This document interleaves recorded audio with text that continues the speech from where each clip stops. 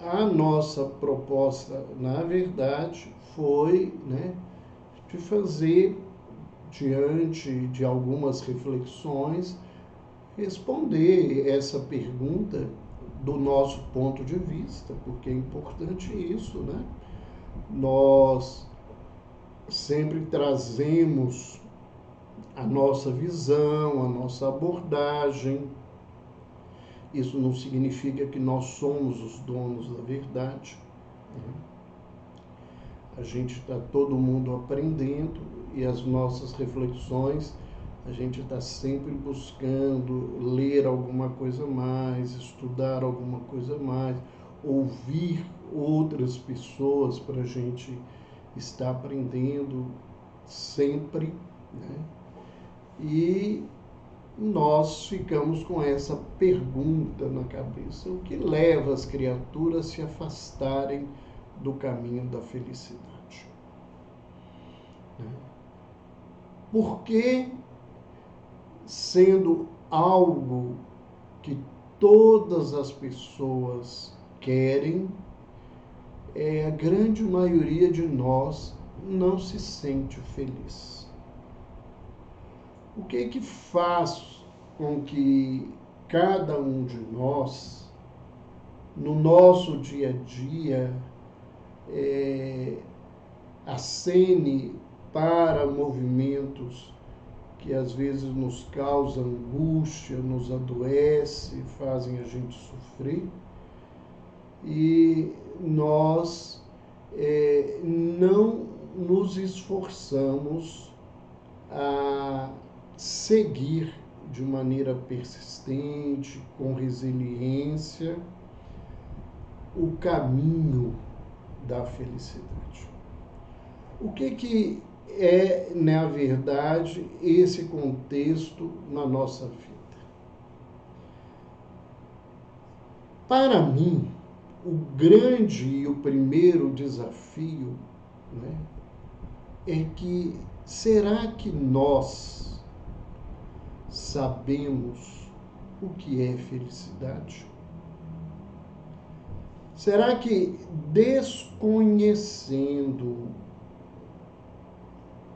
o que seja felicidade, a gente não esteja realmente, em muitos momentos, acreditando estar no caminho em direção a ela, e mais à frente nós vamos nos decepcionar, vamos ficar imensamente tristes porque estamos distantes dela? Então, o que seria a felicidade?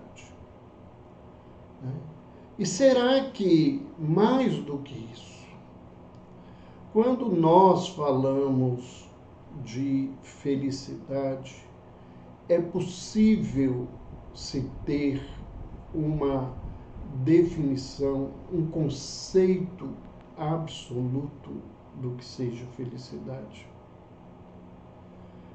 Pensando nessa perspectiva, pensando nesta busca, nós entendemos que a felicidade, ela não é uma verdade absoluta no universo. Nós, criaturas, temos percepções, às vezes até conceitos diferentes sobre felicidade. E muitas vezes o que aparentemente é felicidade para mim, para outra pessoa não seria felicidade. Pensando nisso, a gente pode levantar uma ideia inicial. Como é que para os homens e as mulheres no desenvolvimento da história da terra, das culturas na terra, o que seria felicidade? Como é que o homem da caverna teria pensado no que seria a felicidade? Se a gente começa a refletir desse sentido, nós vamos ver, né, que a felicidade vai ter algo com a minha realidade momentânea e ela vai ter algo com o meu sonho, o meu desejo, com o meu objetivo. E tem pessoas que confundem felicidade com o objetivo da sua própria vida.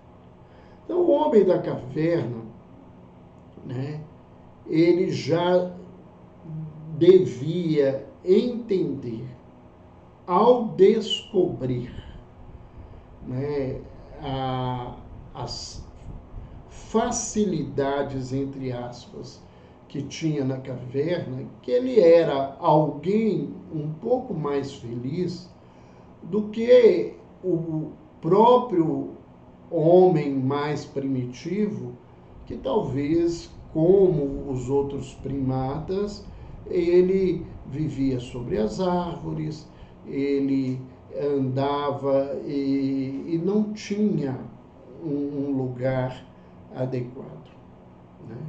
Então, nesse sentido, se a gente pudesse ir lá atrás e fazer uma enquete, uma pesquisa, né? Hoje está tão em moda fazer pesquisas com os homens da caverna e perguntar para eles o que era felicidade, né?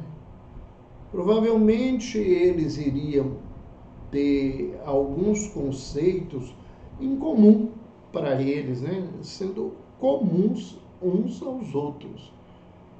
Felicidade era ter o que comer, né? Porque a primeira e grande necessidade era da subsistência. Então, eles caminhavam dentro dessa proposta, certamente falando que a alimentação, o animal, depois eles devem ter aprendido a comer algumas folhas, alguns legumes que eles foram encontrando, né? Mas era um elemento, quando ele tinha alimento, ele se sentia feliz. Nessa pesquisa, provavelmente, eles também diriam, né, que ter um espaço, um terreno, um território para si mesmo ou para o seu grupo era um motivo de felicidade. Nós sabemos que os animais, todos, eles, à medida em que se aprimoram, eles lutam e demarcam os seus territórios, porque isso é importante também para a sobrevivência. E certamente eles se sentiam felizes de estarem em bandos, né, aonde uns protegiam os outros, além de ter o relacionamento social e, inclusive, o relacionamento sexual com a procriação e o aumento da prole. Por que eu estou trazendo isso para a gente pensar? É para a gente ver que o conceito de felicidade naquele momento tem a ver ainda com algumas coisas que as pessoas ainda pensam, mas era certamente mais simples, né? E muito voltado à questão dos bens que a terra oferecia para que eles pudessem sobreviver.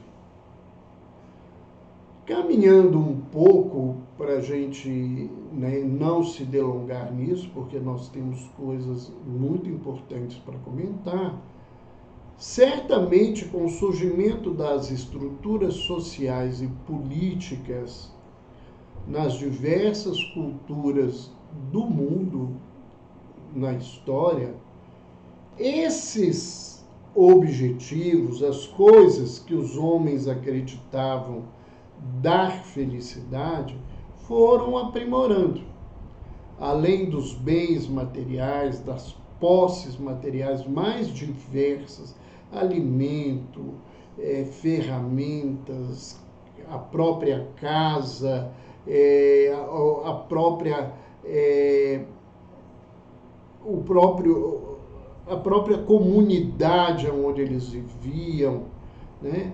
Ali a aldeia, né? Aquilo ali era um motivo de felicidade. Mas começaram, pelo aprimoramento intelectual, vir outras situações, porque à medida em que ele foi percebendo-se não, né, poderoso de tudo, né, ele começou, né, ao perceber limites e dificuldades, o desejo de ter poder.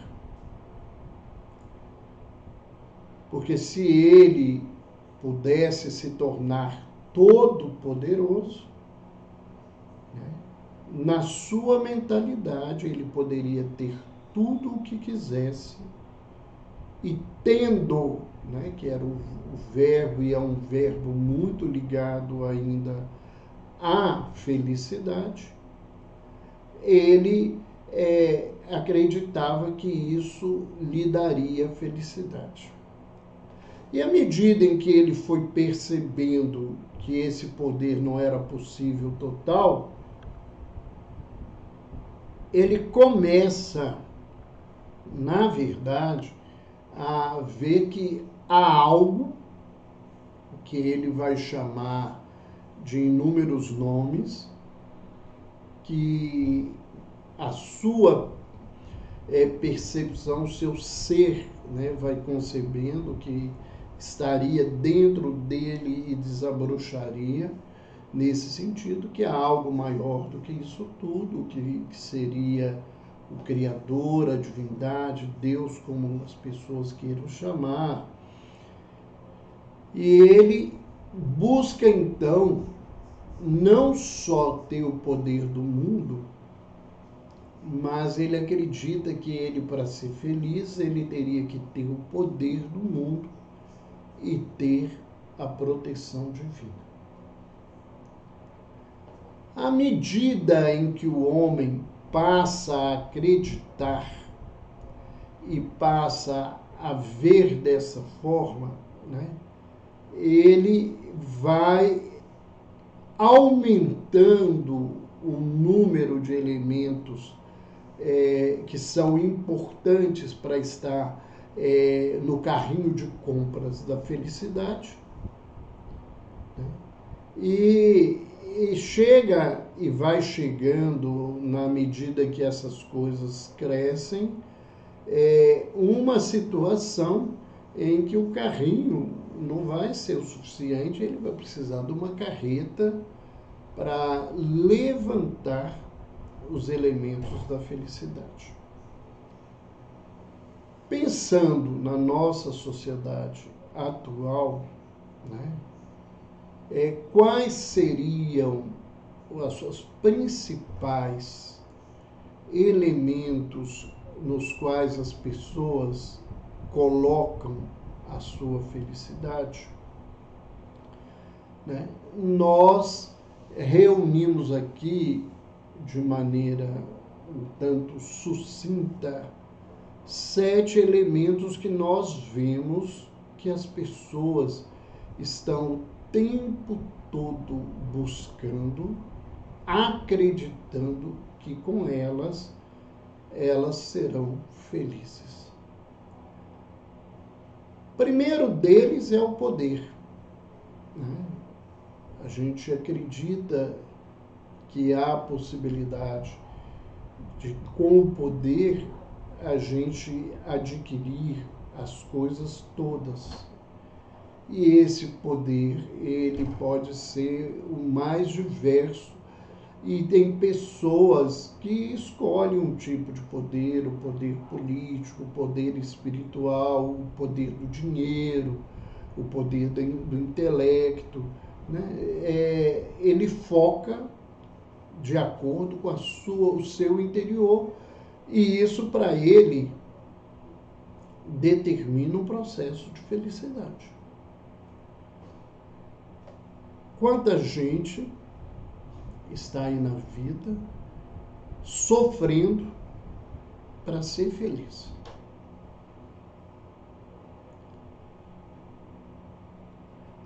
Nós tivemos aí uma quedinha temporária, voltamos, a internet, vamos lá, voltamos. Não sei se todo mundo está nos escutando, alguém aí podia nos acenar se estão nos ouvindo normalmente, né? Mas nós vamos ver, né, nesse contexto, né, que depois desse poder tem uma outra coisa, que está todo mundo perdido por ela, que é a tal da beleza. As pessoas querem ser belas, e a beleza social, ela tem um padrão, e muita gente passa o tempo todo preocupado com essa beleza.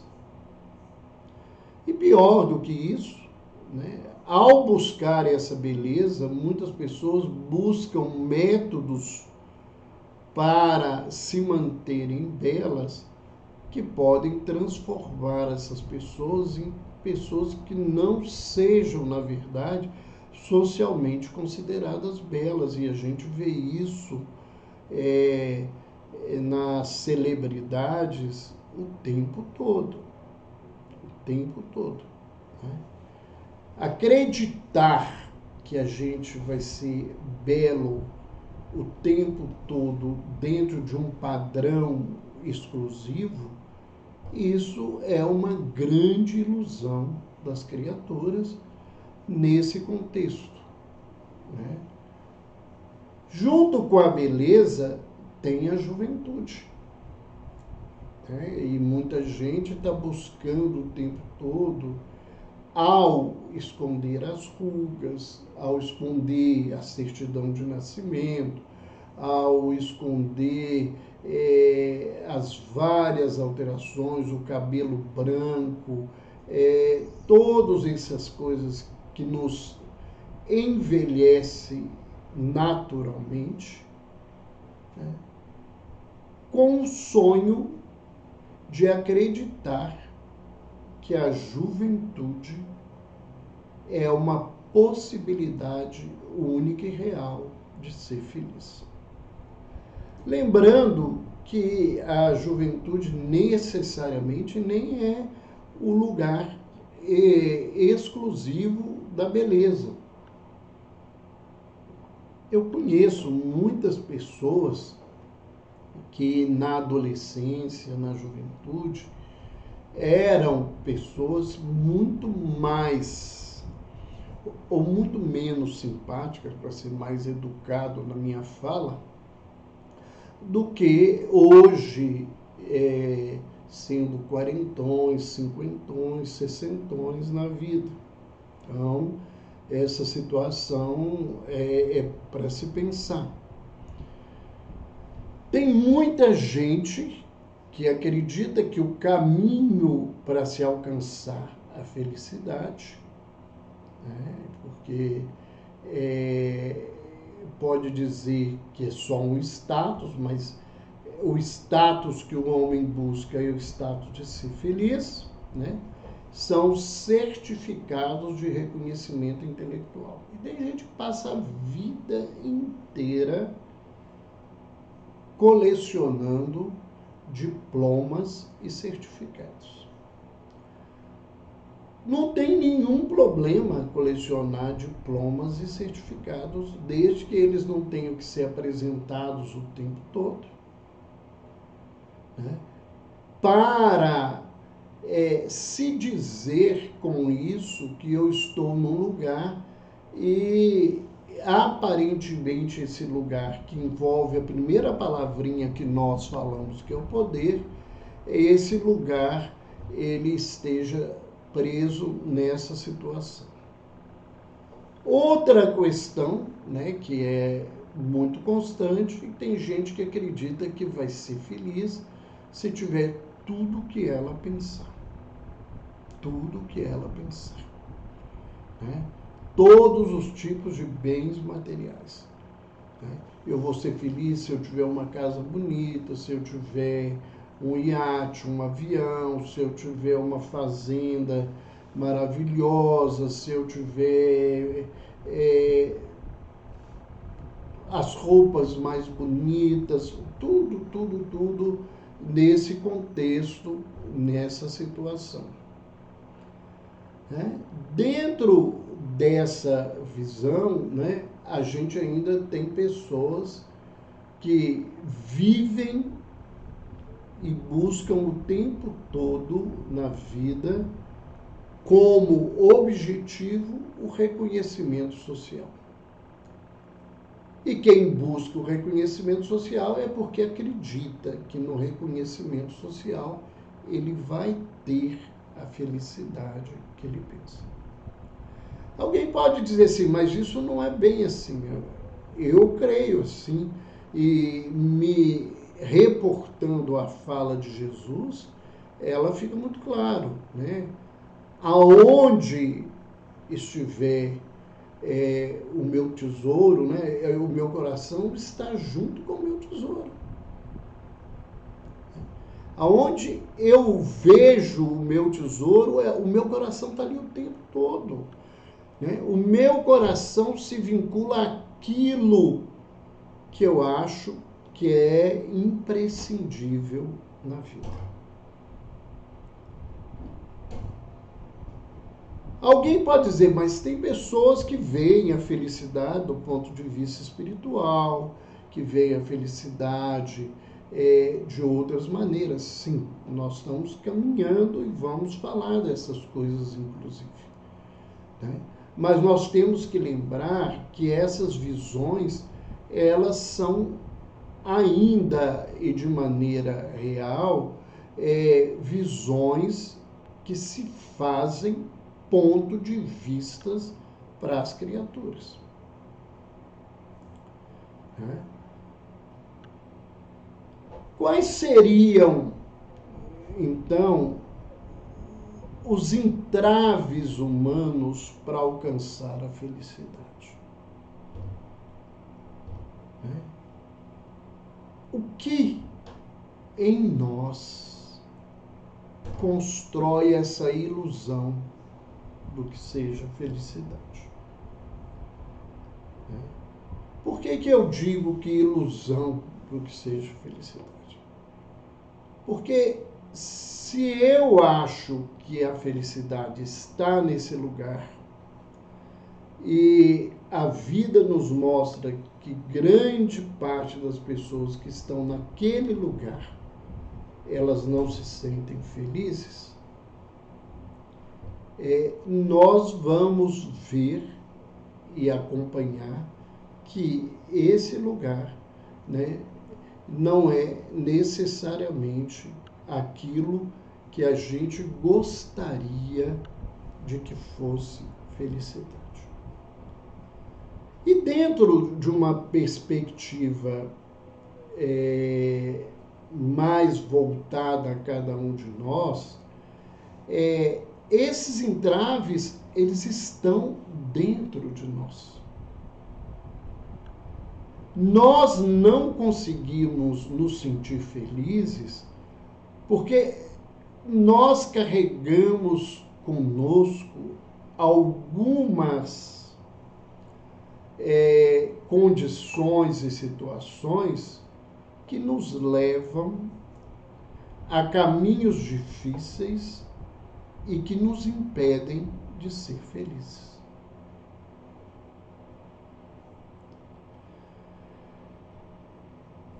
É muito difícil, né, falar deste tema em um contexto social amplo, né? Porque o que as pessoas querem? As pessoas associam hoje felicidade com tudo isso que eu falei. É só entrar nas redes sociais, é só ver as falas que envolvem sucesso, alegria, possibilidade de viver bem, é tudo falando desses bens, né? Como se eles pudessem verdadeiramente nos fazerem felizes. Então, a nossa fala, né, e o pensamento de muita gente que possa estar aqui conosco, vai contra a maré da vida. Porque a grande maioria das pessoas, elas estão caminhando num outro contexto, num outro sentido. Então, o primeiro entrave humano para a felicidade é o orgulho. E quando eu falo primeiro, não é que ele é o mais importante, na minha ordem aqui de colocação.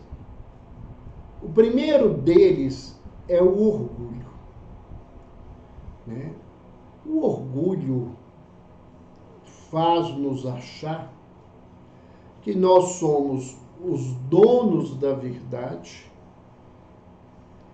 e que o nosso ponto de vista, a nossa forma de viver e vivenciar é que é certa. O orgulhoso, ele quer do mundo, né, não necessariamente o reconhecimento, mas a obediência. Por isso que o orgulho, ele está intrinsecamente relacionado com o autoritarismo humano. As pessoas autoritárias, elas são pessoas extremamente orgulhosas. E quando eu sou orgulhoso, quando eu acho, né, como eu falo muitas vezes com meus pacientes, que eu sou a macaca da balachita, eu sou muito importante na vida, e isso significa que o mundo não é importante. Então, o orgulho desconstrói um princípio importante para a felicidade social, que é o princípio da universalidade da vida. É o princípio de que tudo no universo se complementa, tem uma mesma origem, né? E tem o seu papel, e sem ele, sem a sua participação, o universo não é o universo necessário. Então, o orgulho, ele é responsável, num primeiro momento, né, por essa destruição, né, da ideia de que a vida é um dom divino, que todos nós temos direito à vida e que viver significa compartilhar tudo com todos. E sem isto, começa as nossas dificuldades de ser felizes. Porque todo orgulhoso, né, que busca ter esse poder na vida, né, de saber tudo, de ser o máximo de tudo, e todo esse contexto que a sua vontade é a vontade do universo, né, ele desfaz do outro, ele desconstrói as relações e abre espaço, né, para sentimentos negativos na sua vida. E se a minha vida é estar certo, correto, o tempo todo e a minha vontade se realizando, eu vou, pouco a pouco, me tornando mais e mais paranoico, com medo de que alguém que seja mais capaz do que eu me tome esse lugar.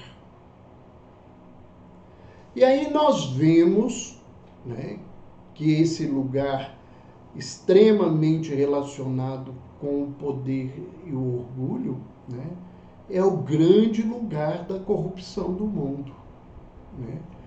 E é o grande lugar, né, da maldade em fazer gratuitamente mal ao outro, de maneira que o outro não seja empecilho para que você esteja no lugar aonde você quer. Outro elemento interno que nos afasta é o egoísmo. Porque o egoísmo, ele nos aprisiona em nós. A criatura que o mundo gira ao redor do seu umbigo, né, e que tudo no universo deve conspirar e se fazer para a sua felicidade, né, ela vive o tempo todo com medo da presença de quem quer que for, pelo risco de ter que compartilhar e dividir as coisas com as criaturas.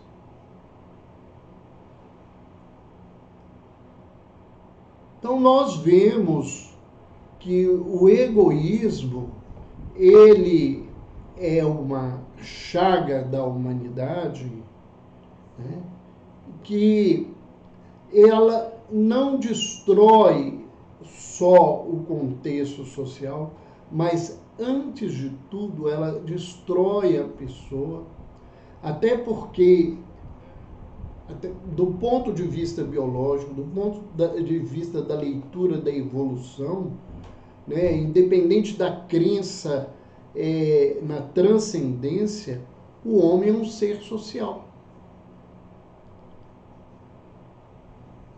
Nós precisamos uns dos outros para viver e sobreviver. E ninguém vive sozinho e ninguém vive, né, da solidão com a plenitude do que queira, porque é impossível esse tipo de caminho. Né? Outra situação extremamente complicada, né, é a vaidade. Porque o vaidoso,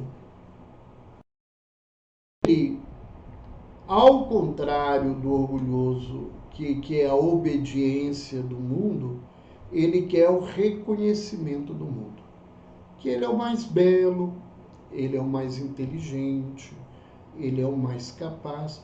Mesmo que você não goste dele, mesmo que essa coisa fique escondida, mas se você bajulá-lo e der a ele essa situação, ele se sente no lugar que ele precisa. Acontece que essas pessoas, as pessoas que são vaidosas, né, e o vaidoso, né, ele não faz como o orgulhoso que, diante da desobediência, ele fala assim: você sabe com quem você está conversando? Né? Ele é uma criatura que está o tempo todo esperando o aplauso do outro para que ele seja satisfeito. E nós já falamos disso muitas vezes, né? E a gente sempre está repetindo as coisas para que a gente reflita e possa melhorar a nossa saúde, e possa caminhar em direção ao sagrado. Essas duas bases, né, desse nosso canal de saúde mental e espiritualidade.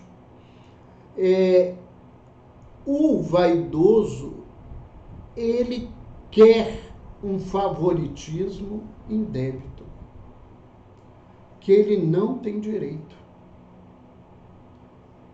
Ele acha, porque ele é mais belo, mais inteligente, mais perfeito, que ele tem que receber as melhores coisas, ele tem que ter as melhores condições, ele tem que ser tratado diferencialmente dos outros. E vocês estão vendo, né, no desenvolvimento da nossa conversa, que nós estamos caminhando que para ser feliz não dá para ser sozinho. Ninguém é feliz na solidão. A felicidade, ela se constrói na comunhão. Então, enquanto nós fazemos esses caminhos que entravam a nossa vida de relacionamento, nós vamos mais e mais nos afastando da possibilidade de ser feliz. Outra peça complicada nessa caminhada é a ambição. Eu acho que é importante aqui, a gente conversando, diferenciar, né? Porque muita gente confunde o ambicioso com o invejoso. A ambição é diferente da inveja. E eu diria que, para mim, a inveja é muito pior do que a ambição. A ambição é querer ter sempre mais. É querer abarcar sempre mais coisas para si próprio. A inveja, ao contrário, ela não é necessariamente um lugar onde eu quero sempre mais coisas. O ambicioso, ele quer o que o outro tem, né? Porque ele quer tudo para ele. O invejoso, ele pode ter tudo o que ele queria, tudo o que ele chama de elemento para ser feliz. Mas ele é extremamente infeliz porque o outro tem e o outro se sente feliz. Então, o invejoso, né, ele sofre com a felicidade do outro. Mesmo que tudo aquilo que o outro tem e ele acredita que seja a felicidade do outro, esteja na sua vida.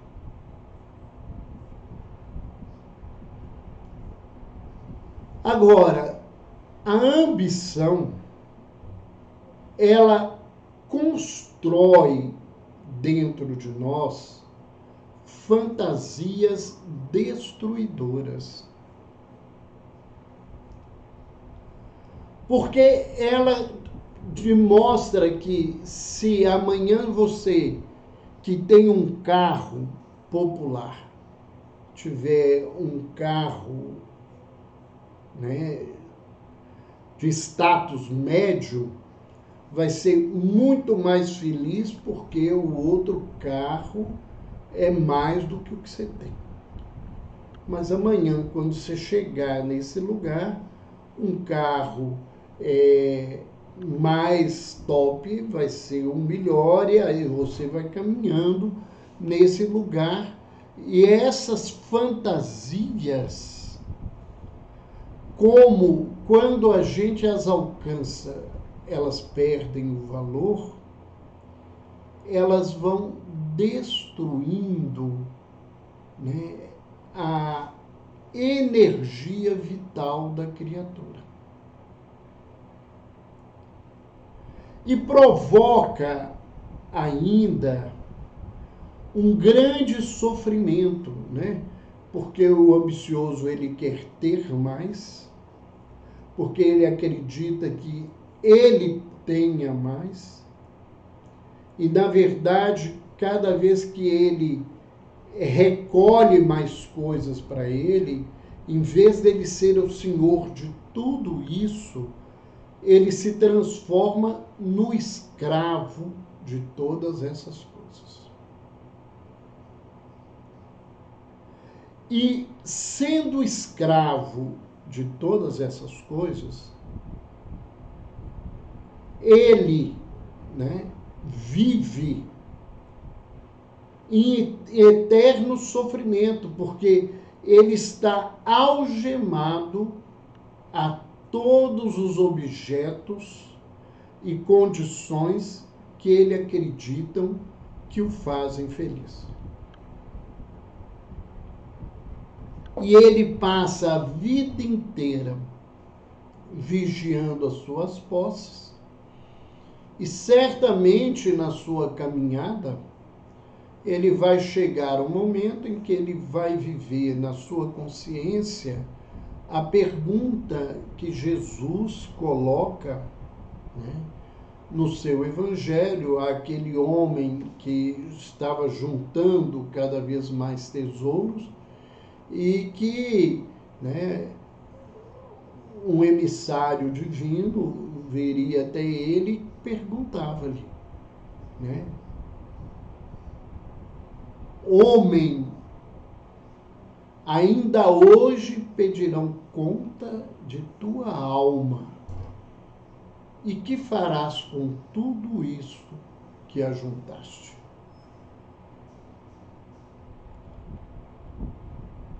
Então a ambição, ela destrói o homem, porque no desejo de ser senhor das coisas, ele se transforma em escravo de suas posses. Escravo dos seus filhos, escravos da sua família, escravo de todos os bens que ele acha que são seus. E que podem escapulir da sua mão no menor gesto, no menor caminho.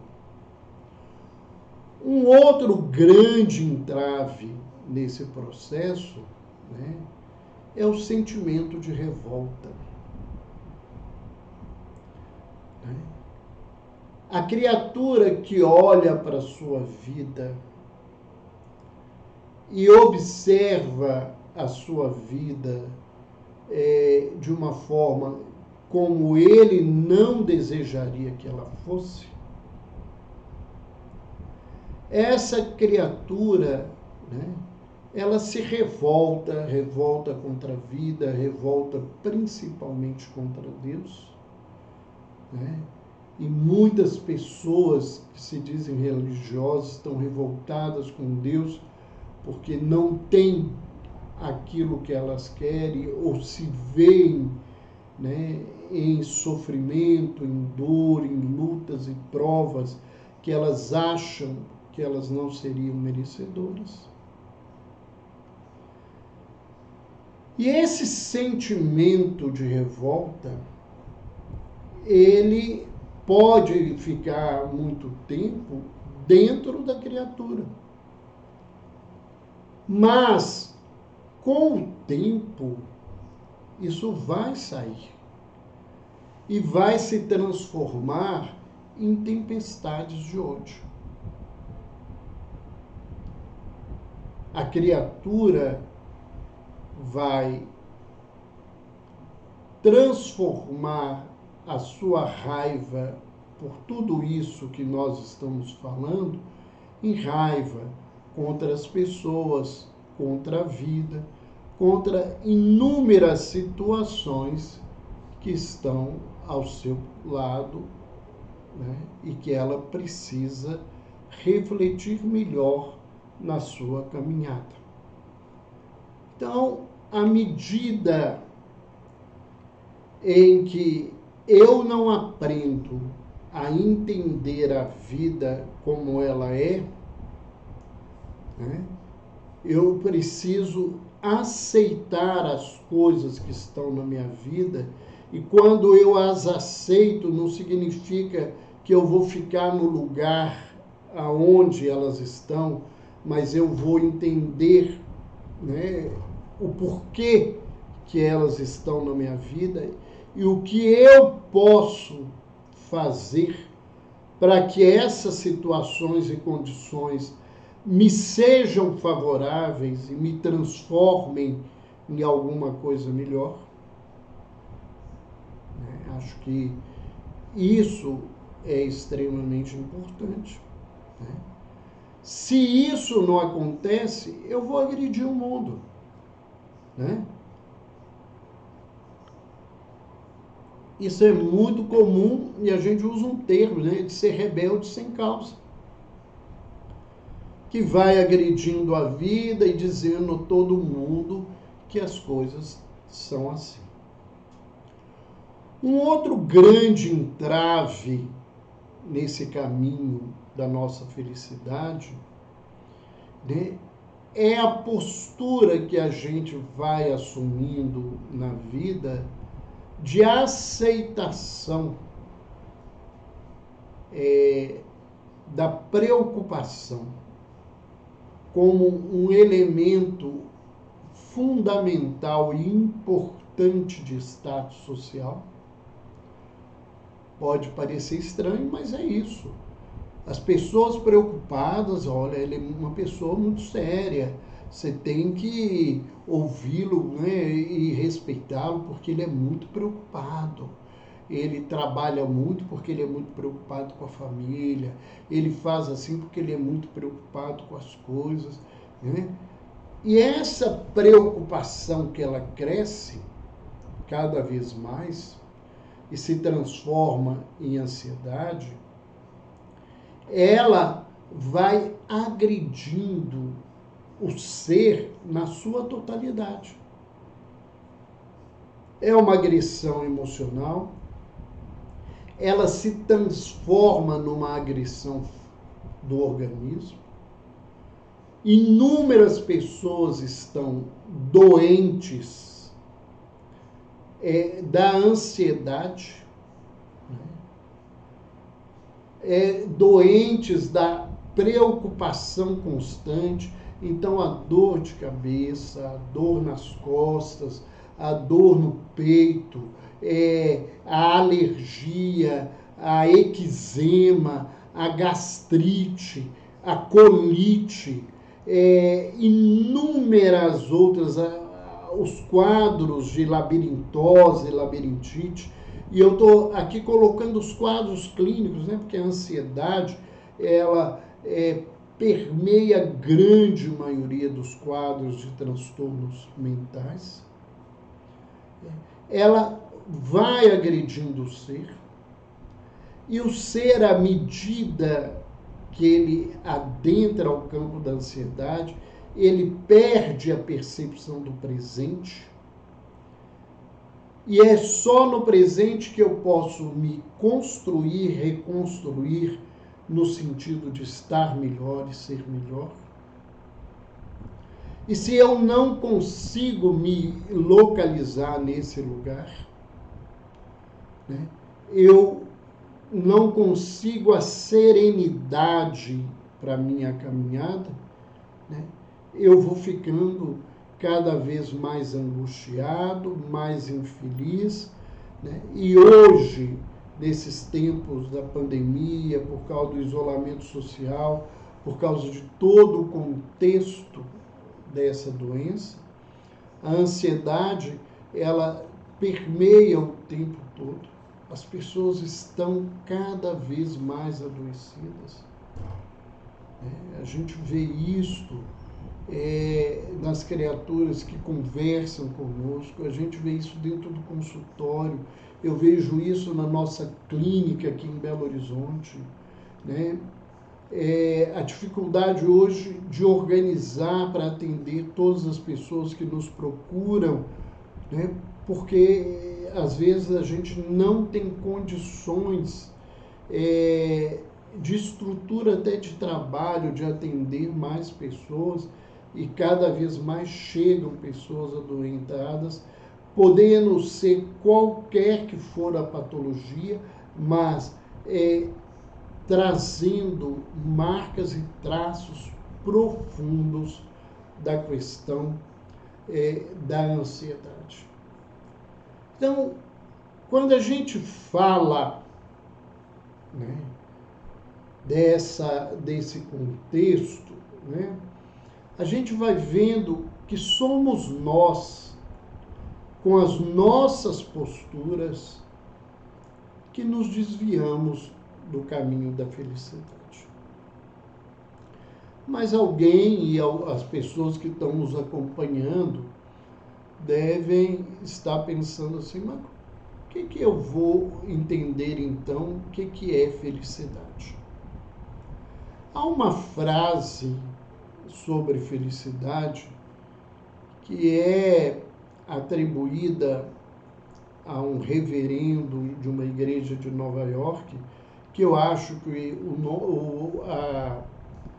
a fala pode ser essa, eu não consigo, não sei, né, a linguagem, ele é oriental, e fala aqui, Thich Nhat Hanh, né, T-H-I-C-H-N-H-T-H-A-N-H, né? Esse reverendo, ele diz uma frase que eu já vi atribuída também a Mahatma Gandhi, né?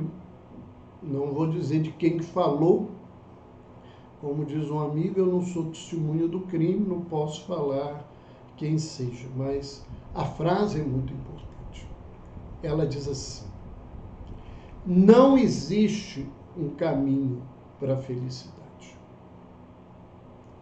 A felicidade é o caminho. A felicidade não deveria ser para nós o objetivo. A felicidade deveria estar presente na nossa ação de transformação, no nosso crescimento, nas coisas que nós precisamos buscar e viver na nossa caminhada. Tentando entender um pouquinho mais a felicidade, nós vamos buscar, num dos escritores mais importantes da história, né? Talvez um dos maiores escritores da língua russa, né? Que é Leon Tolstói, e ele diz: a alegria de fazer o bem é a única felicidade verdadeira. Então, esse homem que escreveu tantas coisas tão bonitas, ele nos diz, né, que, na sua visão, a gente é feliz quando a gente faz o bem.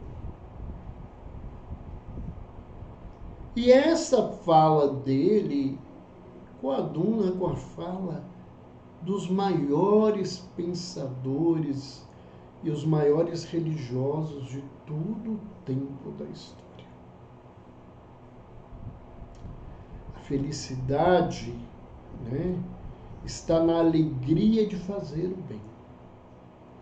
E hoje a ciência mostra que as pessoas que fazem o bem, né, elas apresentam alterações de neurotransmissores a nível cerebral que melhoram o seu humor, né, te dão essa sensação de bem-estar e fazem uma cascata de transformações, levando bem-estar para todo o corpo da pessoa. Um outro pensamento que a gente gostaria de trazer é um outro pensador importante, que é Arthur Schopenhauer. Ele diz: a nossa felicidade depende mais do que temos nas nossas cabeças do que nos nossos bolsos. Então, ser feliz não é uma questão de posse. Ser feliz é uma questão de sentir. É uma questão de interpretação interna do que seja a vida. Né? E a felicidade, às vezes, ela é muito simples na vida da criatura. E coisas que a gente considera que vão alegrar e ser felicidade do outro, necessariamente não são. E a gente vê isso num exemplo muito simples. Muitas vezes você vai a uma festa de aniversário de criança, principalmente crianças muito pequeninas, né? E às vezes a pessoa compra um presente muito caro para ela e leva o presente, e sendo um presente caro, ele saiu de uma loja cara, então as coisas foram bem cuidadas e ela está com um embrulho muito bonito, e um presente desse geralmente tem uma embalagem muito bonita. E as pessoas que dão se sentem frustradas porque às vezes a criança não liga para o brinquedo. Ela se encanta com a caixa, ela se encanta com o papel do embrulho, com a fita do embrulho e não com o brinquedo. Porque a felicidade não está naquilo que é posse, está na interpretação que eu faço daquilo que está na minha vida. Ainda falando sobre felicidade, nós fomos buscar na figura de Allan Kardec, né, que codificou a doutrina espírita e que no último dia 3, né, comemorou-se, né, mais um ano do nascimento dele, como Hippolyte Léon Denisard Rivail, e em 1804, e ele diz o seguinte: a nossa felicidade será naturalmente proporcional em relação à felicidade que fizermos para os outros. Então a gente vai ser feliz à medida em que a gente for capaz de oferecer a felicidade na vida do outro. E dessa busca de felicidade, eu lembrei de um filme que eu não sei se a gente encontraria. Hoje tem tanto dispositivo para se buscar esses filmes, e esse filme é antigo, era aqueles filmes que passava na sessão da tarde constantemente, e é um filme que me encantou e que eu assisti até mais de uma vez na vida, que se chamava O Pássaro Azul. E que conta a história de algumas pessoas, junto com algumas crianças, que saem pelo mundo para encontrar um pássaro azul, porque esse pássaro azul traria a felicidade para eles. E eles rodam o mundo inteiro e, ao final, quando eles voltam para casa,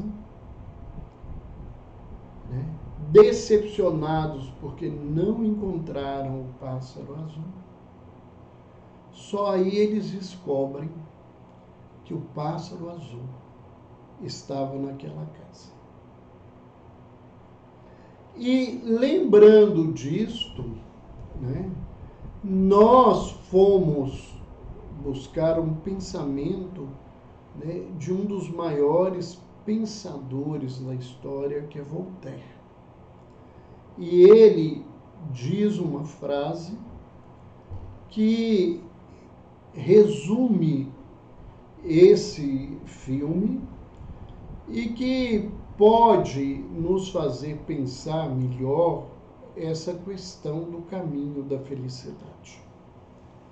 Voltaire diz assim: os homens que procuram a felicidade são como os embriagados, que não conseguem encontrar a própria casa, apesar de saberem que a têm.